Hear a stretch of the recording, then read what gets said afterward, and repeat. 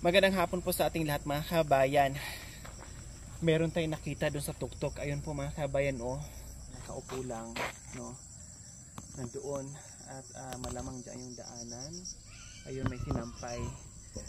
Hello, Nay! Hi! Pwede kami pumunta dyan? Pwede akong umakyat dyan? Saan po ang daan? Pwede po dito? Dito po ako dadaan. So ayan po mga kabayan, tinubos natin yung daan-daanan ba ito? Hello Tay, kayo nasa itaas kanina? Oo, ako. Ayan, sinundo na tayo. Mukha namang hindi. Ay, Diyos ko, ano ba yun? Ay, akala ko kung ano tatay. Akala ko ahas na. Antayin niyo po ako tatay. Walang ahas dito? Sure po kayo? Walang aas daw, pero merong nangangagat na mahaba. Daanan po pala ito. Diyos ko, akala ko hindi na ito daanan.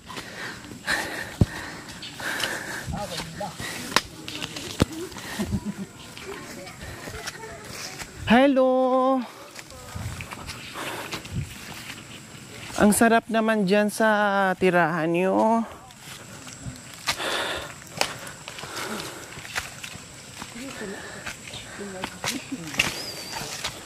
Aray, doon tayo kanina mga kabayan. Ayun oh, babang baba. Tapos umakyat tayo dito. Hello! Ay, Diyos ko. Nakakahingal. Ay! Kumusta po kayo? Mabuti. Siguro, ilagay ko lang tong mic tatay ha. Anong ulam po natin? Mukhang bagong saing. Ha? Talbos lang. Talbos ng Kamote. wow, masarap po yun. Talbos ng kamote. Tapos na po kayong kumain? Sa puso. O bakit hindi pa po kayo tapos kumain? Na anong oras na po? Maghanap ng ulam muna. Kahit mga puso ang hinahanap. Kailangan pa maghanap ng ulam. Pero may sinain na po na kanin. Meron na. Ang ulam na lang ang hahanapin. Ulam na lang. Dahon-dahon ng mga sili. Wow, masarap po yun. Ang daon ng sili, ginagawa yun pang sahog sa tinulang manok. Tama? Manok. Walang manok dito. Hindi ka nag-alaga ng manok. Ang lawak-lawak ng lupain niyo po dito. Kabundukan. Nay, pangalan niyo po nanay? Amelia. Si Nanay Amelia. Ilang taon na po kay Nanay Amelia? 60 na. 60? 60 na. 16 na po kayo? 16 years old lang po kayo? Wow, ang bata pa po. Kayo naman tatay? Ha? 50? 60 siguro si nanay. Tapos si 50. Mas may edad po kayo kaysa sa kanya? 70 kayo na ba man? Ay, 70 na daw po kayo. 70 na. O, anong pangalan niyo po tatay? August Pan. Ha? August Pan. August. Pan. August Pan. Ilan po ang anak nyo? Marami sila. Marami. Ilan sa marami? Ayan. 8. Ayan sila. 8. Ito lahat mga anak nyo? Oo. Tapos mga apo? Apo. Yung mga maliit apo. Ito yung bungso ko. Naglalakad lang papunta doon sa Sapangok nag-aaral. Wow, ang sipag naman ni Bunso. Naglalakad lang. Hindi nakaaral ngayon may sugat. Ito pala lahat mga kabay, mga anak at apo ni Nanay Amelia. 8 ang anak ni Nanay Amelia. 8. Bakit ang dami? Dahil malamig dito sa kabundukan, tatay? Oo, malamig. Wala kayong ibang ginawa kundi mag-araro ng mag-araro? Oo, mag-araro lang. Walang kalabaw. Walang kalabaw. Yung puso lang. Tapos magtanim ng mga gabi. Na luya. Gabi. Bakit wala kayong kalabaw? Wala. Anong hanap buhay niyo po dito? Mga laya. Kung mayroon Namumuso. namuso. Tapos ano pa po? Nagtanim ng mga kahoy. Gabi, mga luya, mga ganon. Ilan po ang anak nyo na may asawa na? Apat. Tapos yung kasama niyo po dito sa bahay nyo? Apat yung walang asawa. Walang asawa, isa yung nag-aaral. Dalawa nag-aaral. Tatlo. Ayun, mabuti po yun na Tatlo nag-aaral sila. sila.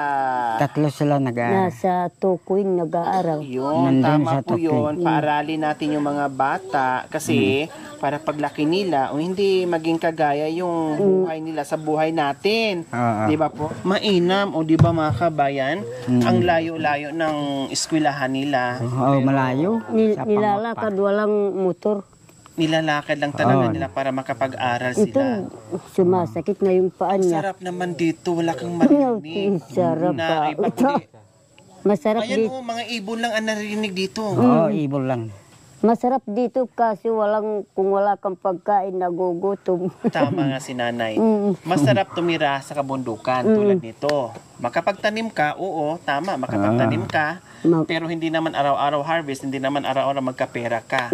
Mahirap ang pera dito. Pero yung pagkain, makasurvive Hindi ka. araw-araw nakakain, minsan lang. Opo, kailang pag wala ka, tulad dito, nasa malayong kabiasnan, pupunta ka ng bayan, 500 siguro pamasahe bago ka marating ng bayan, no? Kailang kung meron kang 500, kung merong tindahan dyan o wala, ipunin na lang siguro yung 500, manguha na lang ng mga gulay-gulay, mga dahon-dahon dyan, yun na lang ang uulamin nila. Ako'y natutuwa kasi kahit papaano, napakalayo na sa kabiasnan, pero yung mga anak nila ay nag-aaral.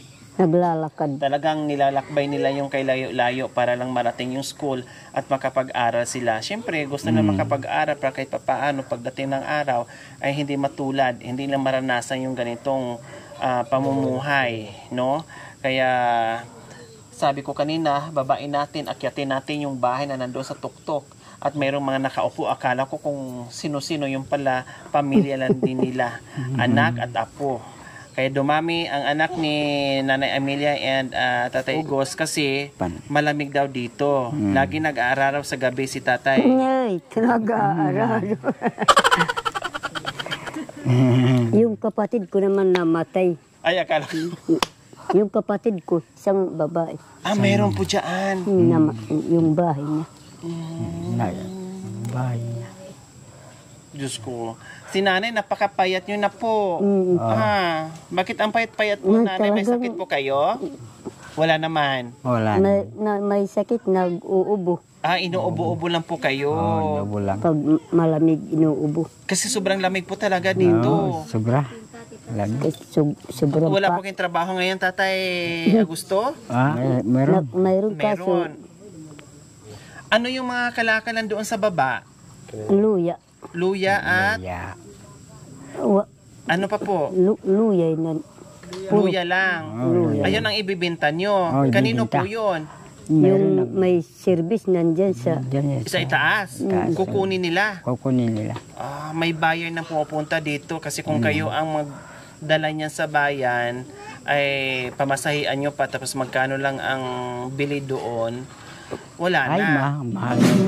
Okay, nanay, tatay, meron na kayong bigas, groceries natin at isang tray na itlog.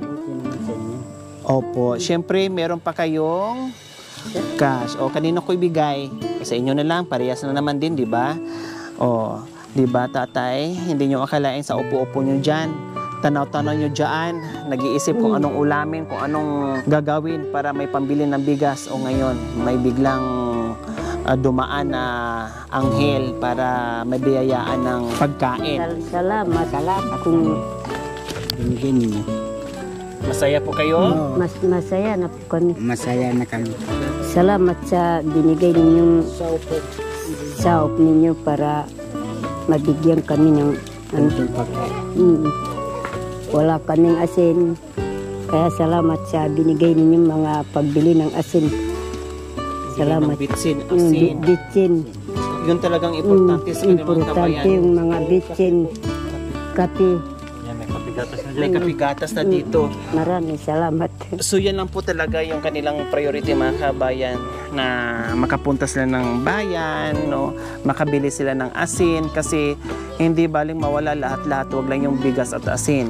Kasi yun talagang pinaka-importante sa kanila kasi pang-ulam na nila yon, pang-timpla na nila yon. Kung meron silang mga gulay-gulay sa kapaligiran, pang-timpla, pang-lasa na nila yon. Kaya maraming salamat po talaga sa walang sawang pagmamahal niyo po sa amin. Tulad nila na, Diyos ko, kung hirap tayo sa buhay, meron pa palang mas mahirap sa atin. no? Kung nagugutom tayo minsan, mayroon pa palang mas may nagugutom pa sa atin. Kung nangangailangan tayo, mas mayroon pa palang ibang tao na nangangailangan na tulad nila. So yun po yung isipin natin, no? Kaya maraming salamat po sa walang sawang pagmamahal.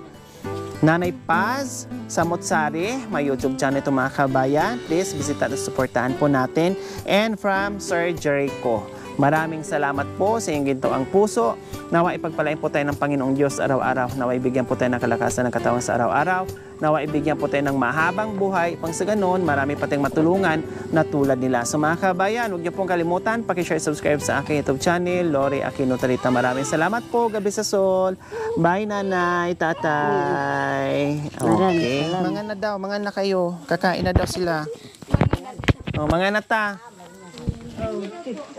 Ay, ano yan? Saging. Ang bilis nyo naman naka... Ha? Ibibigay niyo po sa amin? Oh, para mayroon ipasinog. Salamat. Luya ba? Ang bilis nyo naman nakakuha niyan. Kapon ko kinuha.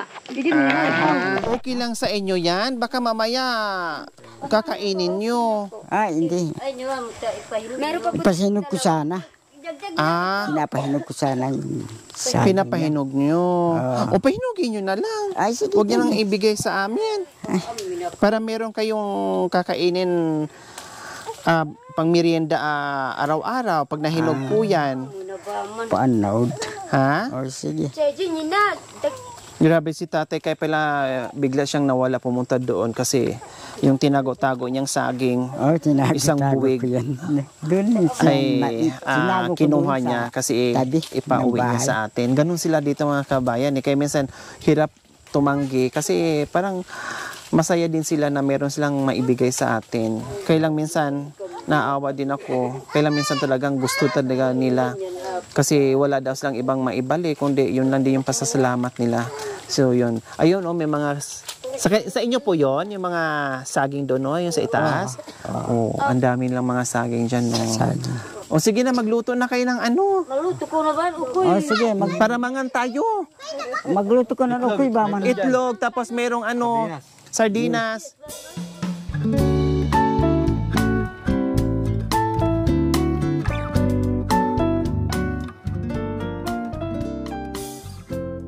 Tingnan mo si Kuya, kawawa. Nagutom na talaga siya. Okay lang, hayaan mo lang. Nagutom na talaga. Lord, thank you po sa hapon na to. Salamat, Panginoon. Pagkain na itinigdi sa aming kalusugan sa aming pangatawan. Ganyan din, Panginoon, salamat din po sa nagbigay, Panginoon, sa family na ito'y tulong po sa aming Panginoon. Kaya salamat sa blessing, Panginoon, na sila po'y nakapunta dito upang tumulong po sa mga Aita, Panginoon. Maraming salamat po sa pangalan ni Jesus. Amen. Amen. Dagdagan niyo.